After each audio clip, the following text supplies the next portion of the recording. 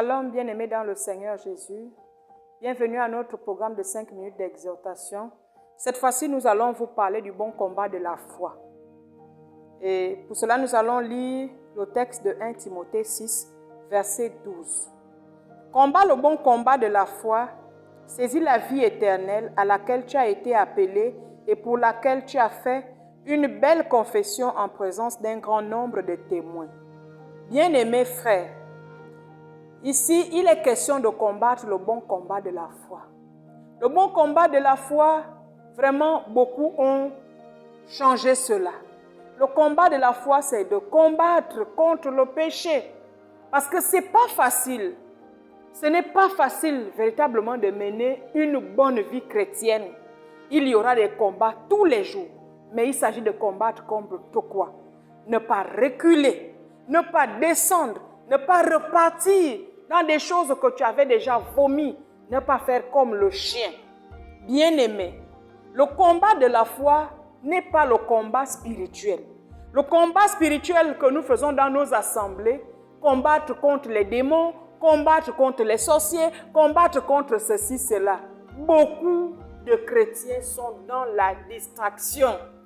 Nous passons toute notre vie à combattre les sorciers de ma famille, à combattre les démons, à combattre ce qu'on ne doit même pas combattre. Et nous oublions le vrai combat de la foi. En tant que chrétiens, c'est le plus grand combat de nous tous.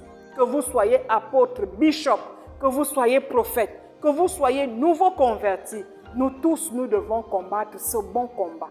Parce que c'est ce combat qui va nous amener dans le royaume. Mais si nous restons dans la distraction de chasser les démons tous les jours, nous ne sommes pas contre la chasse des démons. Puisque nous également, nous exerçons le combat spirituel. Quand il y a un malade dans l'assemblée, il faut qu'on se lève, prier. Mais n'abusons pas trop. N'abusons pas. Tous les jours, chaque dimanche, sors. Je vomis, je sors. C'est pas ça. Ça là, c'est la distraction. Sinon, nous perdons le fil d'idée. Nous perdons véritablement le vrai combat. Dieu nous a appelés à la vie éternelle. Il nous a sauvés pour rentrer dans le royaume. Mais nous passons notre temps à combattre les sorciers de nos familles. Et le fait de faire ce combat spirituel tous les jours a amené la haine dans nos cœurs, a entraîné beaucoup de choses. Et voilà pourquoi toute une vie en train de combattre le même sorcier. C'est qu'il y a un problème. Moi, je sais que Jésus exauce nos prières. Jésus guérit. Jésus bénit. Mais quand vous voyez que depuis 10 ans, 5 ans, toujours le même combat, ça ne finit pas, c'est qu'il y a un problème. Le vrai combat, tu ne le fais pas. Faisons le vrai combat de la foi. Combattons contre le péché parce que la chair là nous entraîne toujours dans le mal. La chair a toujours des désirs qui sont contraires aux désirs de l'esprit. Et c'est pourquoi l'apôtre Paul nous exhorte à combattre le véritable combat. Et ce vrai combat, c'est celui de la foi.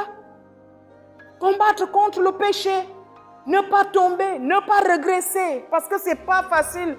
Moi, je vous avoue que ce n'est pas facile. Mais il ne faut pas s'éloigner des Écritures. Si nous lisons véritablement les Écritures, nous nous attachons à ça, nous allons combattre le vrai combat de la foi. On ne va pas se tomber à combattre les sorciers de nos familles tous les jours. Je sais que la sorcellerie existe.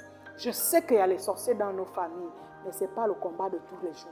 Notre combat de tous les jours en tant que chrétien, c'est le combat de la foi.